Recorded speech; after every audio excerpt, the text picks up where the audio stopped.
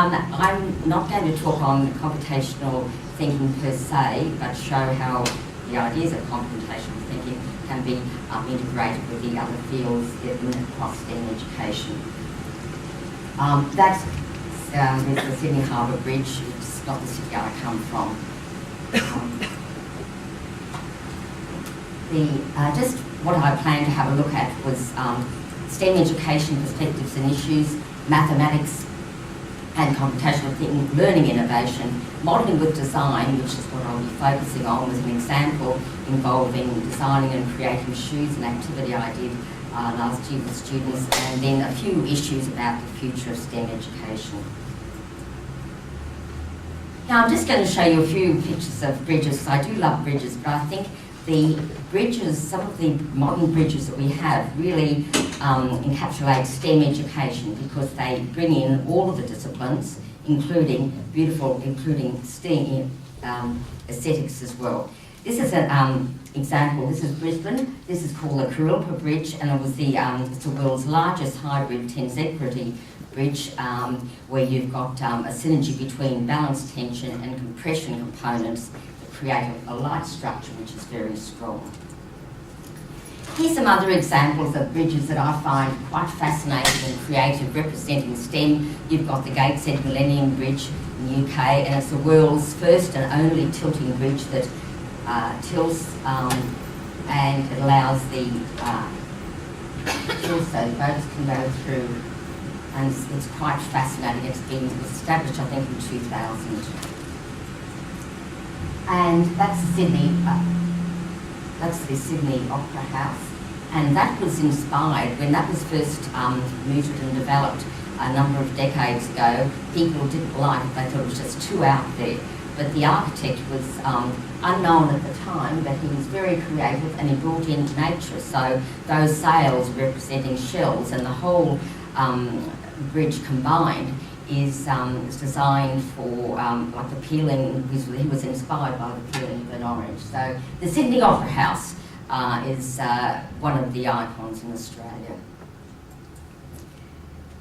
We're looking at STEM education. Now, in Australia, STEM has been the flavour of the year and the month for quite some time. And is it new or just another fad? Well, it was first coined way back in the 1990s rather, as a strategic decision by scientists, technologists, engineers and mathematicians to try and bring some political force for greater recognition of those disciplines. Well, is there a STEM urgency? Well, in Australia and no doubt in other nations as well, I know in Canada they're saying that STEM is the core of almost so many different fields, and that the universal preoccupation with STEM education, our students need to improve in STEM. And you hear them repeatedly saying, the different politicians and educators, that the jobs of the future are STEM jobs, and STEM competencies are increasingly needed not only within STEM but beyond STEM. So those skills that are being developed extend beyond it. Now, often we talk about a STEM crisis, and when I gave a talk on Wednesday, one of the audience members asked me, do we have a STEM crisis? Well, there are some issues that we need to consider as to whether we do have a STEM crisis. There are lots of conflicting perspectives on STEM education. What is it? How do we approach it? How do we interpret it? One thing that concerns me is I think that we are giving inequitable discipline focus. We talk about STEM, and I'll come back to this. We talk about STEM, but are we really addressing all of the disciplines? And are our students receiving a solid foundation in STEM? I know in Australia they're concerned that our students are falling backwards in maths and science. I know Canada has also expressed some concern, although when I compare the results of Australia and Canada, Canada has done better than Australia. But Australia is concerned that our students are going downhill, and that's caused a lot of the discussion. Well, the issue of how do we perceive STEM education? Well, there's a lack of a globally accepted definition. Some see STEM education as just individual disciplines, STEM education, science or maths, whatever.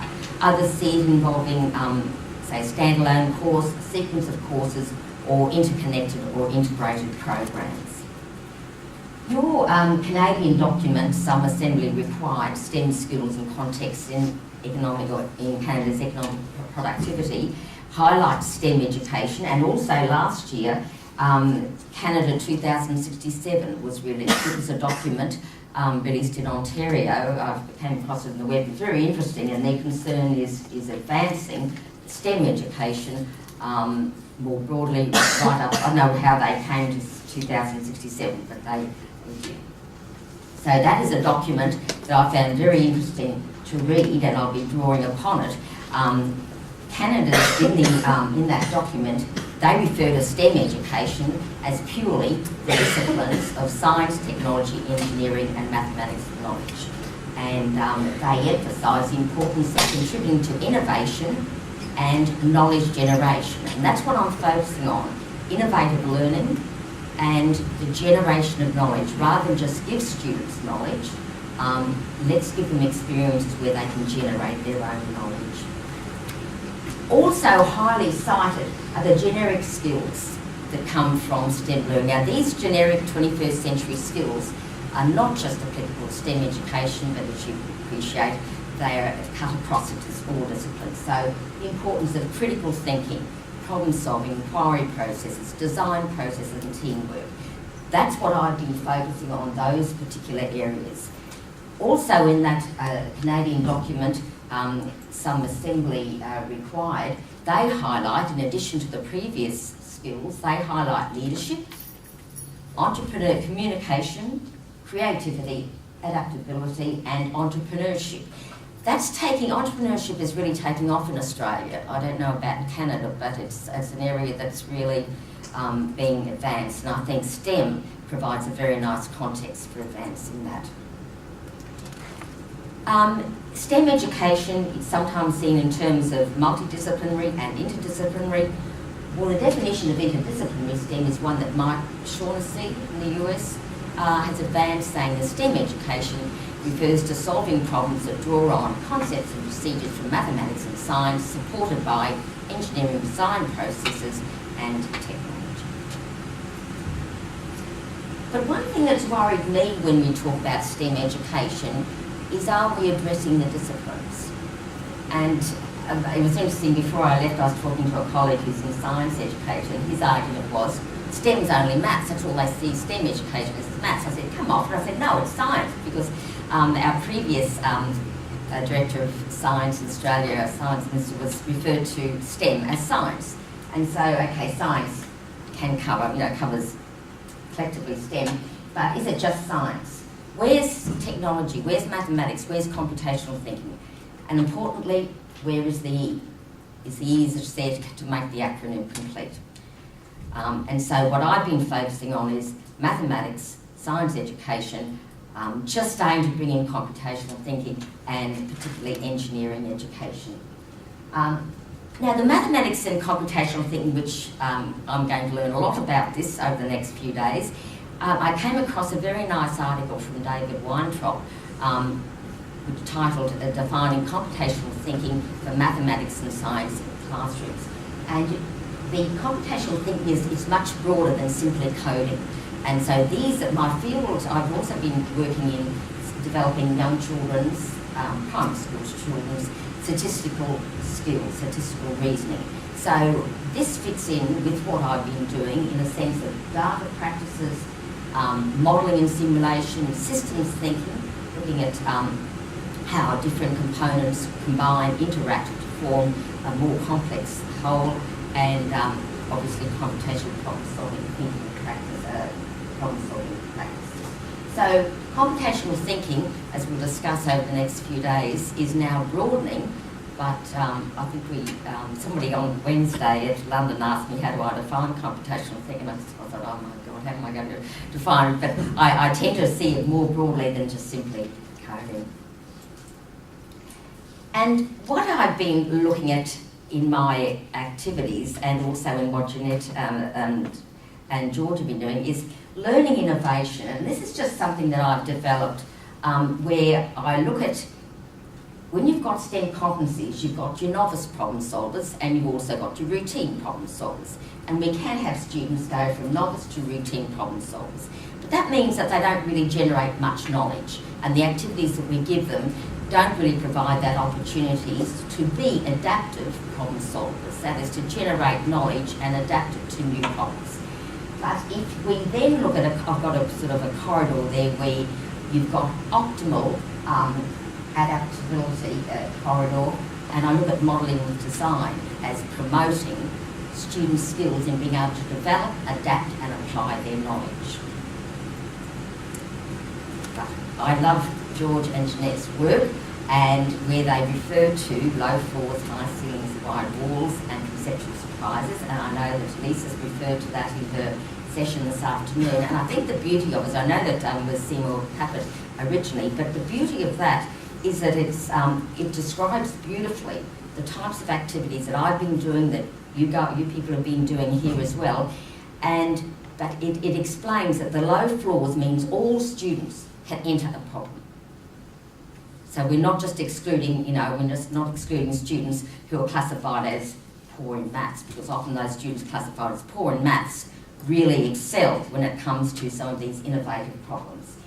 And you've got high ceilings, which means that these students can zoom ahead and they can all reach the level of which they have the potential to do. And I know you'll agree with me that the students have a great deal of potential, more so than what we give them credit for. And the wide walls, which can be interpreted differently, but wide walls is going beyond just the classroom and sharing it with wider audiences. I also look at wide walls in terms of being able to take the approaches and the ideas and the knowledge that students developed and extending that beyond to related problems where you do have to draw on the knowledge. And the other term that George refers to is conceptual surprises, because students are learning and discovering, they're building on what they already have, and they're learning new ideas that they're surprised. And you see that in the classroom. I'm like, George, and like many of you, out in the classrooms implementing activities, and you can see the surprise that children have when they discover the maths. So then what I've done is that I see this fitting on here, where your low floors are the basic, where the students enter, wide walls and conceptual surprises and the high ceilings. So I just find that George's ideas fit in with my idea of modelling with design, which I'm going to explain to you. And then also learning innovation, which is a lovely quote here from Jeanette and George, saying that thinking with curriculum in what might be settings. And I think that's great, because I know we're bound by the curriculum, and I always try and work in with the teacher's curriculum, but with the activities that we create and with the computational thinking experiences that I've been observing today and that you've been implementing, we are looking at thinking with curriculum in settings that we're not too sure, what the future settings will be like, but we are providing the foundations. And so we've said what might be, so my argument is what ought to be in STEM education, and I've just taken the notion of adaptive expertise from Now, what I've been, with my activities, this is where I bring in the engineering idea, modelling with design. Engineering design processes, they are applicable beyond engineering, because they're approach to problem solving, but very real world, and it involves identifying criteria and constraints for acceptable problem solution. Generating and assessing. You're generating a model or a solution, and there are multiple solutions. And you have to optimise your solution by systematically testing your model and then improving it. So my modelling with design, I have an example which I'm going to show you in a second, is that I see mathematical modelling and engineering design as having shared features. They involve the mathematical modelling. Creating models is an iterative activity where you're refining and improving your model, engaging in engineering design processes, applying mathematics and science, and complex problems. With the activities I've been doing, I've been focusing on statistical reasoning, but I've been bringing in engineering education, science education and mathematics. And I've been working in with the teachers' curriculum, because the last thing I want to do is to come into classrooms with activities where the teacher says, oh God, I've got to fit this in, I can't, I've got a crowded curriculum. So we work in with the curriculum of the teacher and what they're doing in science, what they're doing in maths, and we develop activities based on that.